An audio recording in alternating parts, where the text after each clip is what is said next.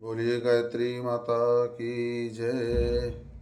आइए गीता चिंतन में आज हम अध्याय 4 श्लोक नंबर 22, 23, 24 का चिंतन करते हैं। जिसमें भगवान कहते हैं कि हे अर्जुन, जिसकी आसक्ति नष्ट हो चुकी है, जो ममता रहित हो गया है और जो सदा परमात्मा के ज्ञान में स्थित रहता है, उसके कर्म केवल यज्ञ संपादन के लिए होते हैं। वह कभी भी जो है कर्म बंधन में नहीं फंसता है। उस मनुष्य के संपूर्ण कर्म भली भांति विलीन हो जाते हैं। गत्संगस्य मुक्तस्य ज्ञानावस्थित चेतसः यज्ञ आचरतः कर्म समग्रम प्रविलीयते। ब्रह्मार्पणं ब्रह्मभिर्ब्राह्मणो ब्राह्मणाहुतं ब्रह्मयुतेन गंतव्यम ब्रह्म कर्म समाधिना 23 और 24 श्लोक नंबर है। 22 तक तो कल किए थे। अर्थात भगवान कथन यह है कि व्यक्ति जब तक आसक्ति से बंधा होता है, आसक्ति से बंध करके कार्य करता है तो बंधन होता है। और आसक्ति मुक्त व्यक्ति जो हो जाता है, जिसकी ममता अहंता सब मिट जाती है, जो ममता रहित है, ममता ही व्यक्ति को बांधने वाली होती है, ममता और अहंता।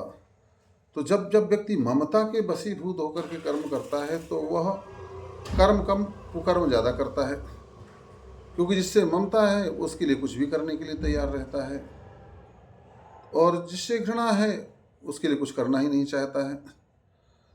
तो इसकी ममता समाप्त हो गई, आसक्ति समाप्त हो गई, और जो सदा परमात्मा के चिंतन में, परमात्मा के भाव में स्थित रहता है, उसके सारे कर्म जो है सब विलीन हो जाते हैं।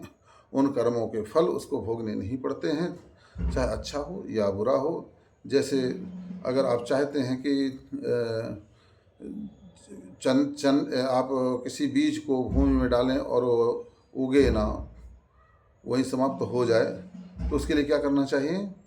उस बीज को भूंज दिया जाए। जो भूंजे हुए बीज फेंकोगे आप खेत में तो कभी जमने वाला नहीं होगा। ऐसे इस जीवन रूपी खेत में हम जब परमात्मा के ज्ञान से भुंजे हुए जो है बीज कर्म के फेंकते हैं, तो वह पुनः अंकुरित होकर के हमें कर्म फल भोगने के लिए जो है तैयार नहीं हो सकते हैं। दोबारा जो है कर्म फल भोगने के लिए हमें इस धरती पर नहीं आना पड़ेगा। ऐसे व्यक्ति के लिए सब कुछ ब्रह्म ही होता है। ब्रह्मार्पणम ब्रह्मभिर्ब्राह्मणो ब्राह्मणाहुतं, यज्ञ में अर्पण अर्थात श्रुवा आदि भी ब्रह्म है उसकी नज़र में। हवन किए जाने योग्य द्रव्य पदार्थ भी जो है ब्रह्म है, और अग्नि आहुति देना रूपी क्रिया भी ब्रह्म है। उस ब्रह्म कर्म में स्थित रहने वाला योगी द्वारा प्राप्त किए जाने योग्य फल भी ब्रह्म ही हो। जिसके लिए सब कुछ ब्रह्म है, तो सब फिर इसके बाद में उसको ब्रह्म ही प्राप्त होता है ना, है ना।